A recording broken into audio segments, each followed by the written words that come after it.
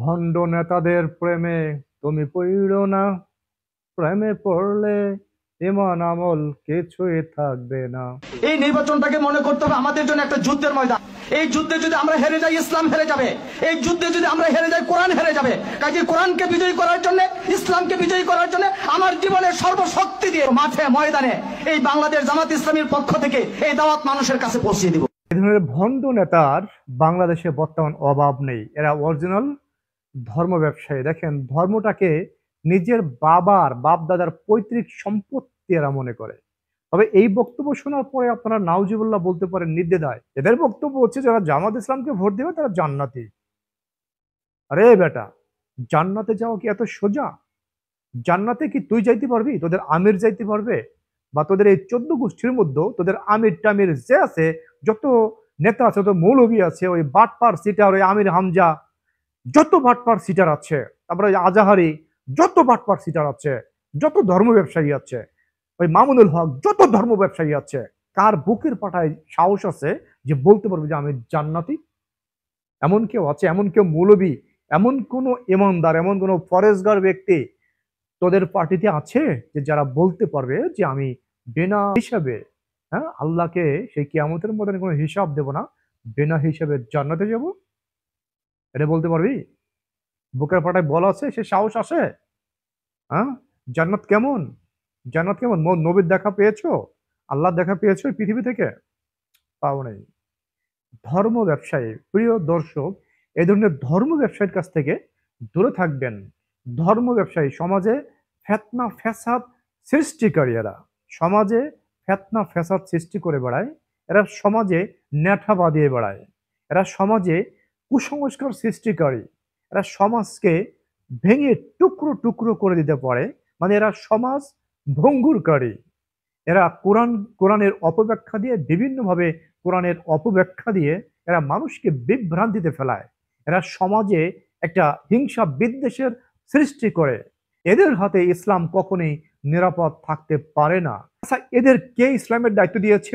মানে ইসলাম রক্ষার দায়িত্ব এদের কে দিয়েছে? আমাদের বাংলাদেশ 90% মুসলমানের দেশ।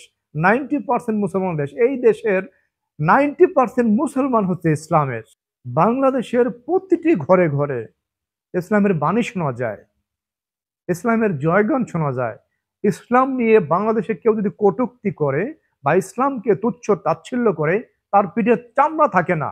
সে যেই হোক না কেন, বাপ হোক, ভাই হোক, মা হোক, চাচা হোক, চাচি হোক, যে হোক না কেন, পিঠের চামড়া থাকবে না ইসলাম নিয়ে কটূক্তি করলে বলা। এখানে ইসলামকে নিয়ে কিভাবে, কতভাবে এই হুজুরেরা, এই ধর্ম ব্যবসায়ীরা বক্তব্য দিয়ে যাচ্ছে, আপনারা শুনলে আশ্চর্য হয়ে যাবেন।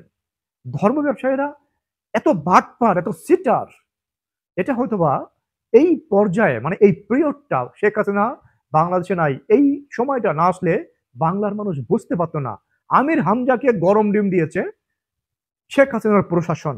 কেন গরম ডিম দিয়েছে এবার হয়তোবা সারা বাংলার মানুষ বুঝতে পেরেছে। আমির হামজা, তারপরে আফসারি হুজুরকে বাংলাদেশ ছাড়া করেছে। কেন বাংলাদেশ ছাড়া করেছে সারা বাংলাদেশের মানুষ হয়তোবা এখন বুঝতে পেরেছে। বিভিন্ন হুজুর যারা আছে, পাকিস্তান মতাদর্শ যারা বিশ্বাস করে, পাকিস্তানের আদর্শে যারা বিশ্বাস করে, মানে পাকিস্তানের প্রেতাত্মা যারা, তাদেরকে শেখ হাসিনার প্রশাসন শাস্তি দিয়েছে। কারণ কি? পাকিস্তান তাদের ভিতরে, মানে পাকিস্তান পিয়ারে পাকিস্তান, সবসময় তাদের ভিতরে পিয়ারে পাকিস্তান আর রাজাকারের দোসর। এদেরকে শেখ হাসিনার প্রশাসন গরম ডিম দিয়েছে, পাশার মধ্যে দিয়ে গরম ডিম ঢুকিয়েছিল। হুম, উচিত কাম করেছিল। শেখ হাসিনার প্রশাসন একদম কারেক্ট কাজ করেছে। হ্যাঁ, মানে ওদের যা প্রাপ্য সেটাই দিয়েছে শেখ হাসিনার প্রশাসন। ঠিক আছে, এখন বিষয়টা হচ্ছে কি, যে আমরা কোন বাংলাদেশে কোন ফ্যাসিবাদের ফলায় আমরা পড়েছি রে ভাই? এখন ফ্যাসিবাদ ইসলামের দোহাই দিয়ে এরা কি করতে চাচ্ছে, বা ইসলামের দোহাই কিভাবে কিভাবে এরা কাজে লাগাচ্ছে, আপনারা চিন্তা করুন। জামাত যদি এবার জয় হয়ে যায়, ইসলামের বিজয় হবে। জামাত যদি এবার বিজয় হয়, বিজয় লাভ করে, ইসলামের বিজয় হবে। এই ধরনের বক্তব্য যখন শুনি তখন মনে হয় যে আমরা ফেরাউনের যুগে পৌঁছে গেছি, আমরা ইয়াজিদের যুগে পৌঁছে গেছি। তীব্র নিন্দা এবং প্রতিবাদ জানাই এই ধরনের বক্তব্য যারা দেয়, আর এই ধরনের বক্তব্য দেওয়ার সাহস যারা দেখায়, তাদেরকে এই বাংলাদেশের সংবিধানে শাস্তির বিধান রাখা উচিত। এই ধরনের বক্তব্য যারা দেয়, বাংলাদেশের আইনে এদেরকে চরম দৃষ্টান্তমূলক শাস্তি দেওয়া উচিত।